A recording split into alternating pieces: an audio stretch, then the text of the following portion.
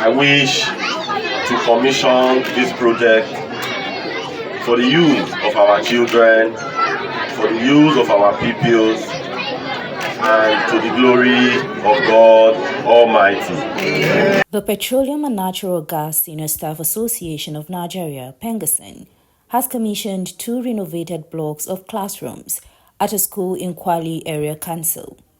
This initiative is part of the union's corporate social responsibility efforts to support education in rural areas.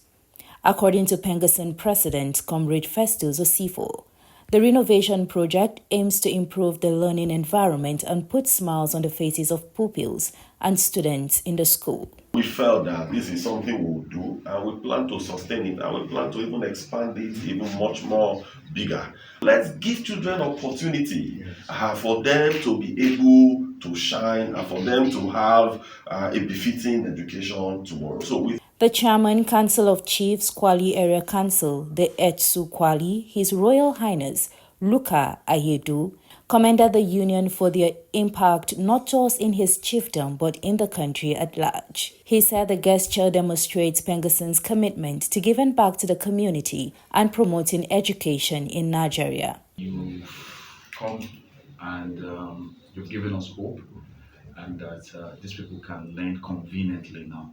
The executive chairman of Kwali Area Council, Danladi Chia, said the renovated classrooms will provide a conducive learning environment for students, as well as enhance their academic performance and overall educational experience. I will provide the security.